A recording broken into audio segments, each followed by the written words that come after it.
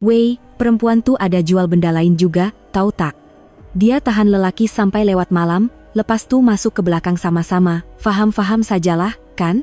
Pernahkah Anda dengar pepatah, hidup ini umpama roda, nasib kita hari esok tiada siapa yang tahu? Saya tidak pernah menyangka, kata-kata yang dilemparkan oleh rakan sekerja saya, sambil menunjuk ke arah pemilik gerai makanan itu akan mengubah seluruh hidup saya. Ketika itu, saya langsung tidak menduganya. Kata-kata itulah yang membuatkan pandangan saya terpaku padanya, dan sejak hari itu, saya menjadi pengunjung setia gerainya saban hari. Nama saya Ismail bin Razak. Umur saya 67 tahun. Saya seorang buruh binaan harian, atau dalam bahasa kasarnya, kuli. Setiap hari, dari subuh hingga senja, saya membanting tulang di tapak proyek pembangunan semula di pinggir Kuala Lumpur, mengangkut besi, pasir, dan batu bata untuk mencari rezeki. Istri saya telah meninggal dunia 5 tahun lalu akibat kanser. Saya mempunyai seorang anak lelaki, tetapi sudah lama kami tidak berhubung, masing-masing sibuk dengan hal sendiri. Hidup saya hanyalah di antara tapak binaan dan rumah kongsi kontena. Apabila pulang kerja, saya akan makan mie segera sambil minum secawan kopi opekat, kemudian terus tidur. Itulah rutin harian saya. Hari itu juga sama seperti hari-hari lain. Selepas selesai bekerja, dengan pakaian yang masih basah lencun dengan peluh, saya berjalan menuju ke sebuah gerai kecil di lorong yang berdebu. Di sana, berdirinya Zainab, pemilik gerai itu. Rambutnya diikat sanggul ringkas, apron terikat di pinggang. Dia seorang wanita yang tidak banyak bercakap dan jarang menunjukkan sebarang riak wajah, tetapi pandangan matanya sentiasa memancarkan kehangatan. Ini air Livita, Pak Cik. Saya belanja. Mesti penat kerja seharian, kan? Satu ayat daripadanya itu sudah cukup untuk menghilangkan segala penat lelah saya dan menghangatkan hati saya yang sepi. Dalam hidup saya yang hanya berkisar tentang kerja, makan, dan tidur, saya sering merasa tiada lagi tempat untuk saya di dunia ini. Namun, gerai Makcik Zainab adalah satu-satunya tempat yang melayan saya seperti seorang manusia. Setiap kali saya datang seorang diri dengan tubuh yang lesu, dia akan menyapa saya dengan senyuman dan anggukan kecil. Patutkah aku tegur dia? Ingatkah dia pada aku? Hari ini, aku mesti beranikan diri untuk menyapa. Ketika saya sedang bergelut dengan pikiran sendiri, Kasim, mandur di tapak binaan, menepuk bahu saya. Wei, perempuan tuh ada jual benda lain juga, tahu. Ada orang nampak dia masuk ke belakang dengan lelaki yang tinggal sampai lewat malam. Kau faham maksud aku kan? Tiba-tiba, hati saya terasa pedih. Cawan kopi yang hampir saya suakan ke mulut terhenti. Saya mengerling ke arah Makcik Zainab. Apa kau cakap nih? Takkanlah. Lah, kau tak tahu lagi ke? Semua jantan kat sini tahu. Kalau ada duit, dia boleh layan punya. Jantung saya seakan-akan berhenti berdegup. Selama ini, pada pandangan saya, Makcik Zainab adalah seorang wanita yang rajin dan jujur. Sukar untuk saya percaya bahwa dia sanggup melakukan kerja terkutuk seperti itu pada waktu malam. Orang macam dia takkan buat kerja macam tuh. Jangan sebar fitnah lah. Betul lah, orang kampung semua cakap macam tuh. Saya memandang Makcik Zainab sekali lagi. Lingkaran gelap dan kedutan jelas kelihatan di bawah matanya yang letih. Namun, penampilannya sentiasa kemas dan sikapnya sentiasa mesra. Saya tidak percaya dia sanggup melakukan kerja sebegitu. Namun, setelah mendengar kabar angin itu, setiap tingkah lakunya mula kelihatan berbeza di mata saya. Pak Cik datang lagi hari ini, nak kopi O1. Pada suatu hari, ketika angin petang bertiup sepoi-sepoi bahasa, dia menyapa saya dengan ramah. Ya, kopi O1, dengan bihun sup semangkuk. Sebelum hidangan saya sampai, saya terus meneguk secawan kopi sambil memerhatikan sekeliling. Rakan-rakan sekerja saya juga sedang minum di situ, manakala saya duduk sendirian di sudut gerai. Pak Cik, kenapa selalu minum sorang-sorang? Sesekali, cobalah bersembang dengan kawan-kawan kerja. Dia berkata sambil meletakkan semangkuk bihun sup yang masih panas di hadapan saya. Saya lebih selesa bersendirian. Rasa kekok sikit bila ramai orang. Oh, begitu.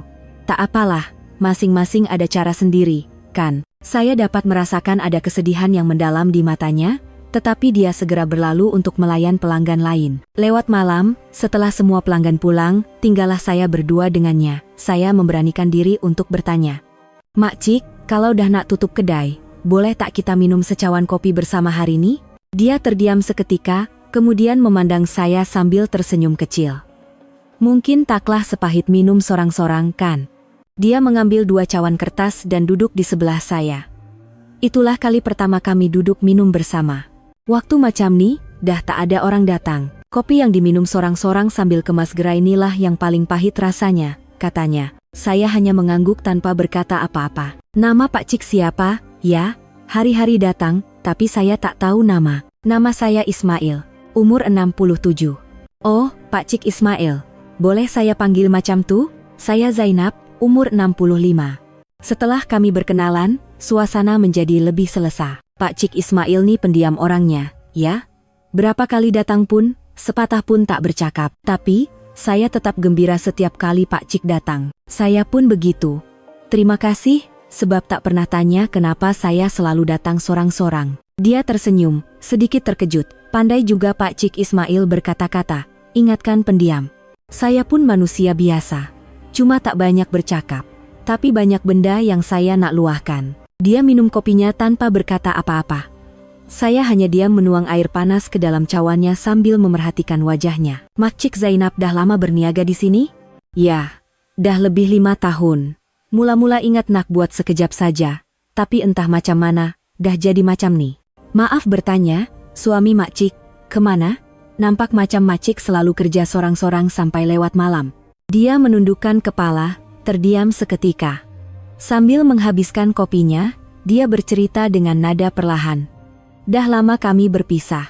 Dah lebih 30 tahun saya bercerai. Sekarang saya tinggal sorang-sorang di flat kos rendah di hujung sana. Saya ada seorang anak perempuan, tapi lepas dia berdikari, dah jarang dia hubungi saya. Pak Cik pula macam mana? Saya pun sorang. Istri dah meninggal 5 tahun lepas sebab kanser. Anak lelaki saya tinggal di Kuala Lumpur. Hari raya pun jarang jumpa. Kami merasakan satu ikatan yang kuat kerana nasib kami yang serupa. Semakin lama kami berbual, semakin saya dapat melihat siapa dirinya yang sebenar. Tetapi, kata-kata Kasim terus terngiang-ngiang di pikiran saya. Walaupun saya ingin tahu, saya tidak berani bertanya. Ketika perbualan kami semakin rancak, tanpa sadar, soalan itu terkeluar dari mulut saya. Mak Cik Zainab. Orang kata, waktu malam Mak Cik ada buat kerja lain juga, ya? Sebelum sempat saya menghabiskan ayat, wajahnya terus berubah pucat. Saya nampak tangannya yang memegang teko air bergetar. Pada saat itu, saya sadar betapa besarnya kesilapan yang telah saya lakukan. Saya ingatkan Pak Cik lain daripada yang lain. Rupanya sama saja, suaranya bertukar dingin. Bukan macam tuh maksud saya. Orang cakap, sudahlah, sila balik, saya nak tutup gerai. Saya tidak mampu berkata apa-apa lagi. Mak Cik Zainab sudah membelakangi saya dan mula membasuh pinggan. Belakang badannya kelihatan keras seperti batu. Saya minta maaf, betul-betul minta maaf. Walau berapa kali saya memohon maaf, dia tidak lagi memandang saya. Dengan langkah yang berat, saya meninggalkan gerainya. Keesokan harinya, sebaik sahaja habis kerja, saya terus bergegas ke gerainya. Tetapi, yang ada hanyalah sekeping nota yang tertulis, tutup sebentar kerana tidak sihat. Hari berikutnya, dan hari-hari seterusnya, tetap sama. Seminggu berlalu, gerainya masih belum dibuka. Saya bertanya kepada rakan-rakan, tetapi tiada siapa yang tahu beritanya. Yang saya tahu hanyalah, dia telah menghilangkan diri kerana soalan bodoh yang keluar dari mulut saya. Pada hari ke-10, gerainya masih tutup. Hati saya mula risau, mungkin saya tidak akan dapat bertemu dengannya lagi.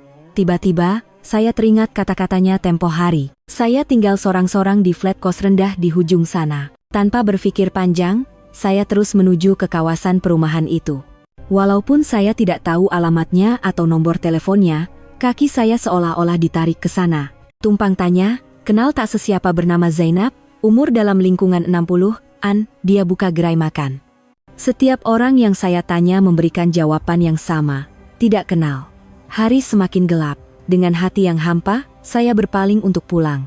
Pak Cik Ismail, satu suara yang saya kenali memanggil dari belakang. Apabila saya berpaling, Mak Cik Zainab sedang berdiri sambil memegang beg pasar. Dengan kardigan merah jambu yang dipakainya, dia kelihatan berbeza. Lebih feminin, dan entah kenapa, lebih rapuh. Mak Cik Zainab, apa Mak Cik buat di sini? Saya minta maaf. Sungguh, saya minta maaf. Sebab kata-kata saya hari itu.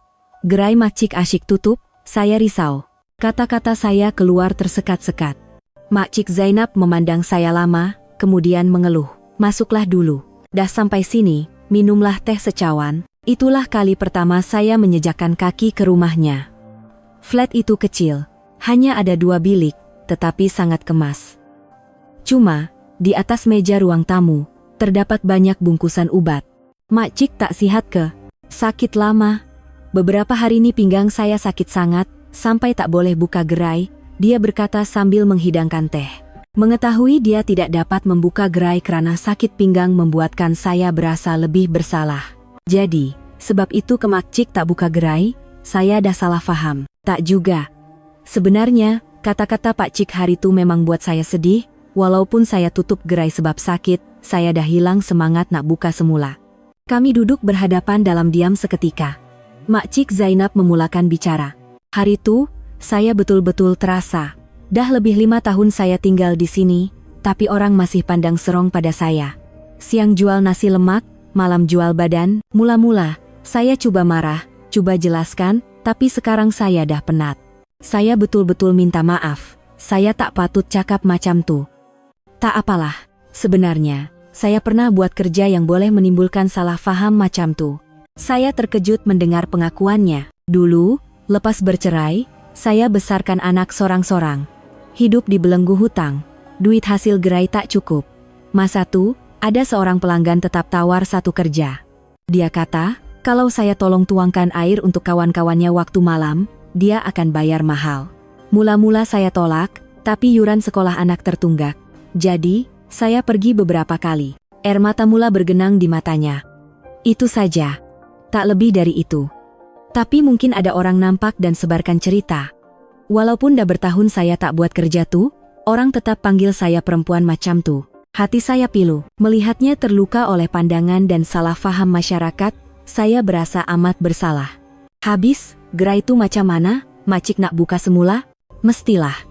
Gerai itu saya buka guna duit pinjaman. Hutang pun banyak lagi belum bayar. Nanti bila badan dah sihat sikit, saya akan mula balik. Dia tersenyum pahit. Ubat-ubat tuh semua untuk apa? Kesan sampingan kena pukul dengan bekas suami dulu. Tulang belakang saya tak elok. Kadang-kadang, bila sakit teruk, nak bergerak pun susah. Ada juga ubat kemurungan. Hancur luluh hati saya mendengarnya. Dia adalah orang yang paling memerlukan kasih sayang dan pemahaman, tetapi dunia hanya memberinya lebih banyak luka. Ada apa-apa yang saya boleh bantu? Tak apalah, saya dah biasa hidup sorang-sorang. Ada nada kesepian dalam suaranya. Tiba-tiba, saya terfikir, nasibnya tidak jauh beza dengan nasib saya. Maaf bertanya, esok, boleh tak saya temankan Makcik pergi hospital? Saya nak tolong apa yang patut. Makcik Zainab kelihatan terkejut, tetapi kemudian dia mengangguk. Terima kasih, Pak Cik Ismail, tapi kenapa Pak Cik baik sangat dengan saya? Saya sendiri tidak tahu jawaban yang pasti. Cuma, kesedihannya terasa seperti kesedihan saya sendiri, dan saya ingin meringankan bebannya. Sebab, itu saja yang saya mampu buat. Saya berkata sambil tersenyum. Pandangan matanya yang selama ini redup, kini kelihatan lebih bersinar. Kalau macam tuh, esok pukul 9 pagi, kita jumpa di sini, ya? Baiklah, saya akan datang. Malam itu, dalam perjalanan pulang ke rumah kongsi, bintang-bintang di langit kelihatan lebih terang dari biasa. Keesokan paginya, saya tiba di hadapan flat Makcik Zainab 30 menit lebih awal. Di tangan saya, ada sebuah bakul buah-buahan kecil.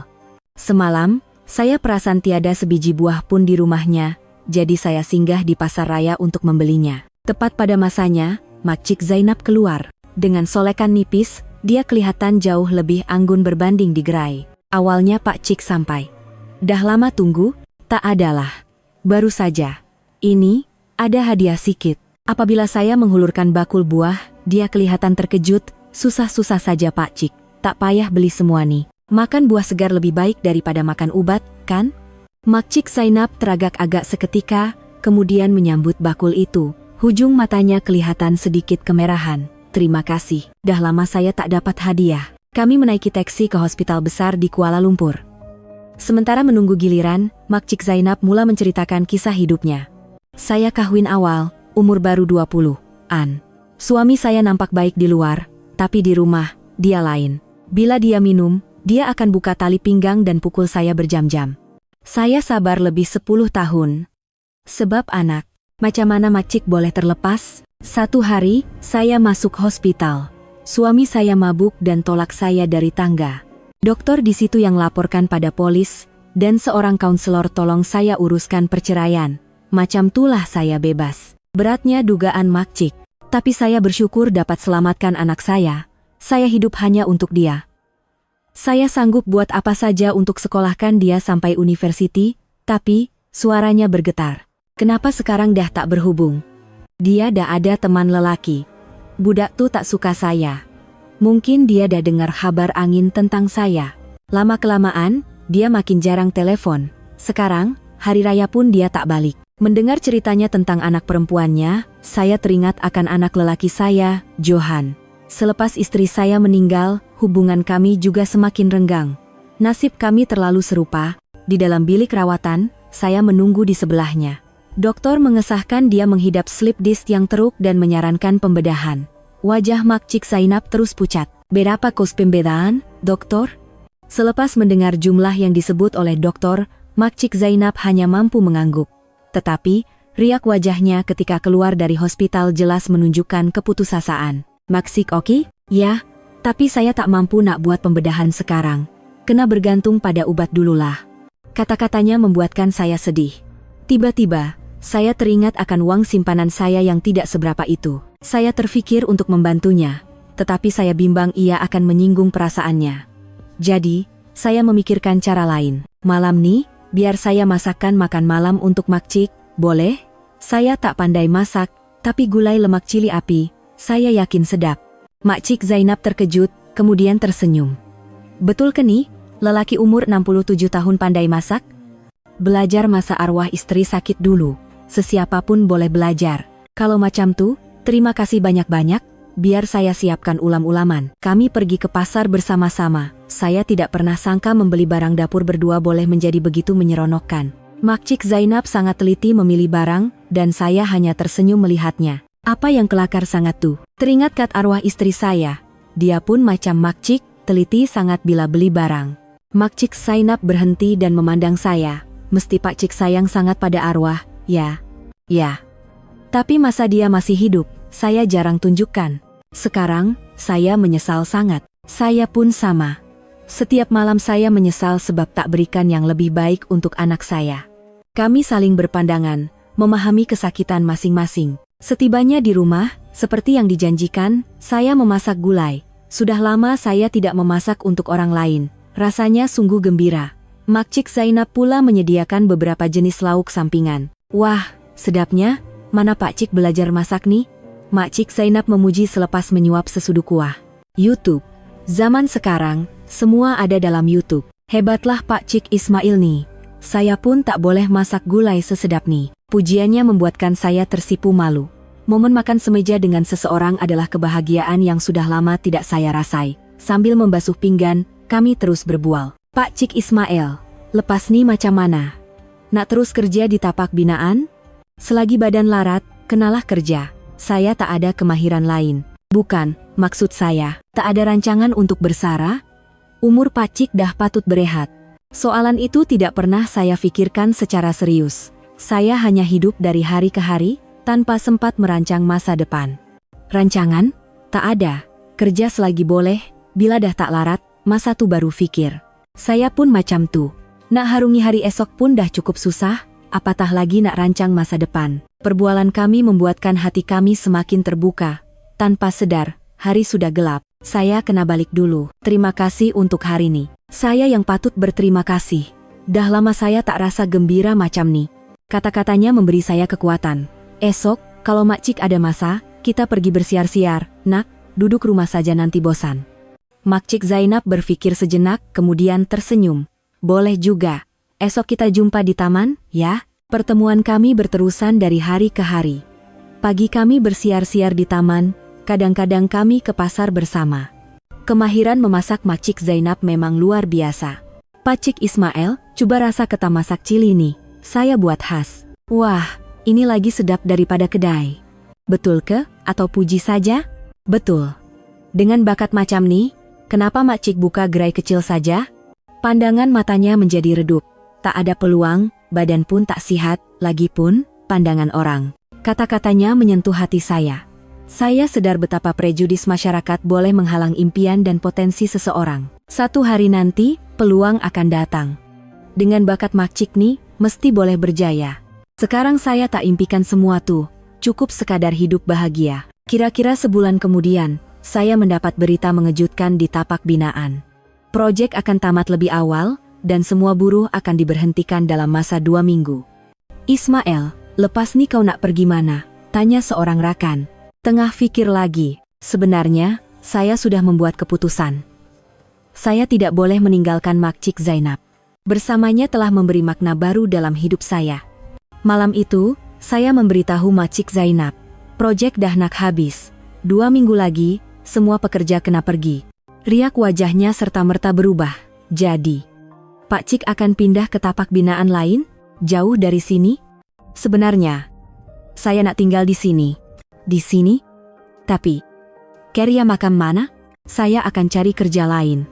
Mesti ada kerja yang sesuai untuk orang tua macam saya.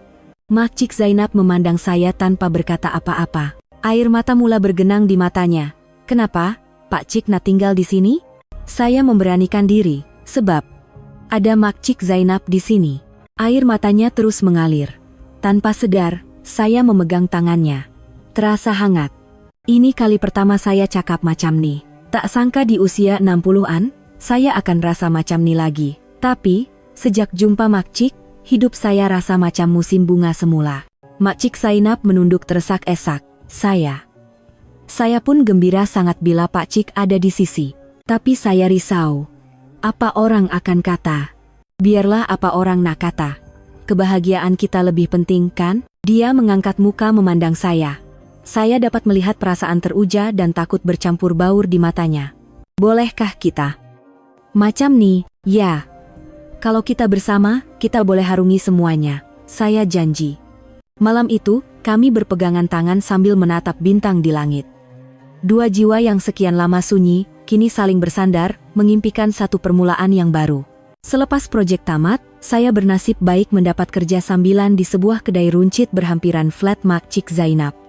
Gajinya tidak seberapa, tetapi cukuplah asalkan saya dapat bersamanya. Kesehatan Mak Cik Zainab juga semakin baik. Kami bersenam bersama setiap hari, dan sakit pinggangnya semakin berkurangan. Pak Cik Ismail, sakit pinggang saya dah kurang banyak sekarang. Itu sebab Mak Cik rajin bersenam. Dokter pun cakap senaman tuh penting. Kalau sorang-sorang, mesti saya tak buat. Ini sebab Pak Cik yang selalu ingatkan. Kata-katanya menghangatkan hati saya. Inilah rasanya menjadi seseorang yang diperlukan. Beberapa bulan kemudian, saya membuat satu keputusan besar. Saya akan melamarnya secara rasmi. Walaupun kami bertemu di penghujung usia, saya mahu menghabiskan sisa hidup saya bersamanya. Malam itu, ketika kami berjalan-jalan di Taman Tasik, saya memberanikan diri. Zainab, sudikah awak menghabiskan sisa hidup awak bersama saya? Saya tahu saya banyak kekurangan, tapi saya janji akan bahagiakan awak. Zainab tergamam. Pak Cik Ismail, betul Kenny? Betul, ini dari hati saya. Mungkin nampak kelakar orang tua macam kita nih melamar, tapi... Sebelum saya sempat habis bercakap, dia menggenggam tangan saya erat, tak kelakar. Ini adalah saat paling bahagia dalam hidup saya. Kami mula tinggal bersama di flatnya. Tetapi, dunia seolah-olah tidak merestui kebahagiaan kami. Suatu hari, saya menerima panggilan telepon. Ia daripada anak saya, Johan. Ayah, betul ke kabar angin tuh? Ayah tinggal dengan seorang perempuan sekarang? Suaranya penuh dengan kemarahan. Johan, ibu kamu dah meninggal lebih 5 tahun. Kamu ingat ayah akan hidup sorang-sorang selamanya? Tapi perempuan tuh, ayah. Orang kata dia perempuan tak baik. Jiran-jiran semua dah cerita. Macam mana ayah nak hadap kubur arwah ibu? Kata-katanya menyakitkan hati saya. Zainab orang baik. Kabar angin tuh semua tak betul. Kalau kamu jumpa dia, kamu akan tahu. Johan tak nak jumpa. Kalau ayah nak teruskan hidup macam nih, jangan harap Johan akan jenguk ayah lagi. Panggilan telepon itu berakhir begitu sahaja. Hati saya sedih karena bakal kehilangan anak, tetapi saya tidak mungkin akan meninggalkan Zainab. Kami sudah menjadi terlalu penting antara satu sama lain. Seminggu kemudian, Ketika Zainab keluar ke pasar, Yohan datang. "Ayah, tolonglah pikir sekali lagi. Tinggalkan perempuan tuh, biar Yohan jaga ayah, pindahlah ke Kuala Lumpur." Hati ayah dah tetap, Zainab dah bagi ayah hidup baru. "Kamu tak kenal dia." "Tak perlu kenal, orang dah cakap macam-macam, apalagi yang nak tahu, dengan perempuan jual badan tuh, jaga mulut kamu, jangan cakap sebarangan kalau tak tahu apa-apa." Suara saya meninggi. Johan kelihatan terkejut. "Jadi, perempuan tuh lebih penting daripada arwah ibu? Jangan bandingkan Zainab dengan ibu kamu. Dua-dua penting untuk ayah. Pilih, dia atau saya." Johan bertanya dengan tegas. "Johan, kenapa perlu paksa ayah memilih? Kamu berdua boleh jadi keluarga ayah." "Mustahil. Johan tak boleh terima perempuan macam tuh dalam keluarga. Ini satu pengkhianatan pada arwah ibu." Hati saya bagai dihiris. Akhirnya, saya berkata, "Baiklah, ayah hormat pilihan kamu. Tapi, ayah harap kamu pun hormat pilihan ayah. Kalau begitu, ini pengakhirannya.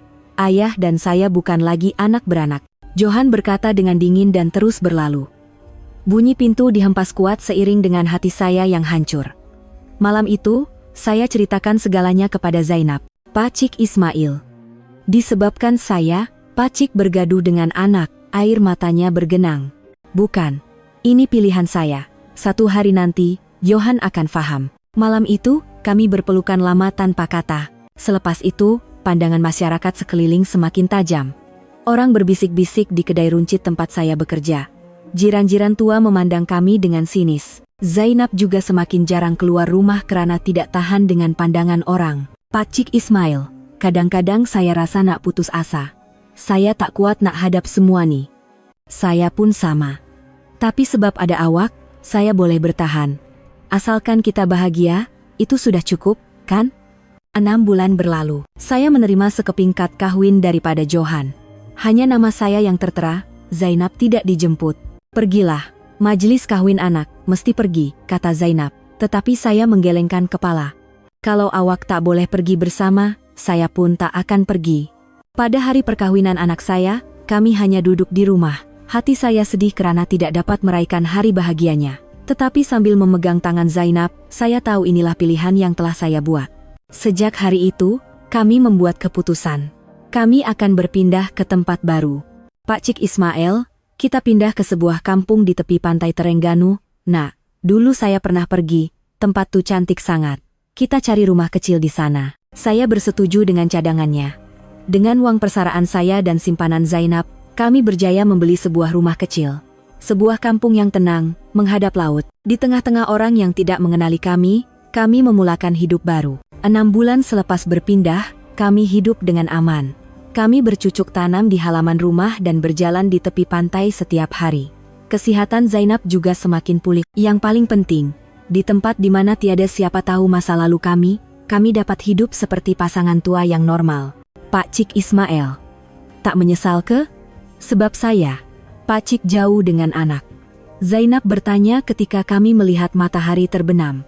"Langsung tak, macam mana nak menyesal kalau hidup sebahagia ini? Mulai sekarang, kita hidup sehat dan gembira setiap hari, ya." Kami berpegangan tangan sambil memandang laut yang kemerahan. Kami, yang bertemu di senja usia, telah menjadi hadiah paling berharga untuk satu sama lain. Orang mungkin menghina kami, tetapi saat ini, ketenangan dan kehangatan yang kami rasa sudah cukup membuktikan segalanya. Tuan-tuan dan puan-puan, inilah kisah saya, seorang lelaki yang sanggup menentang segala dugaan dan prasangka demi melindungi insan yang paling berharga. Untuk mencapai cinta sejati, ada kalanya kita memerlukan keberanian untuk menentang keluarga dan pandangan serong masyarakat. Kami telah memilih untuk berani, dan hasilnya, kini kami lebih bahagia daripada sesiapapun di dunia ini. Cinta yang hadir di penghujung usia kami akhirnya mekar dengan indah. Keberanian untuk memilih cinta, walaupun terpaksa kehilangan segalanya, itulah yang membawa kami kepada kebahagiaan sejati. Jika ada di antara Anda yang sedang menghadapi situasi yang sama, semoga kisah kami ini dapat memberikan sedikit ketenangan dan kekuatan. Terima kasih.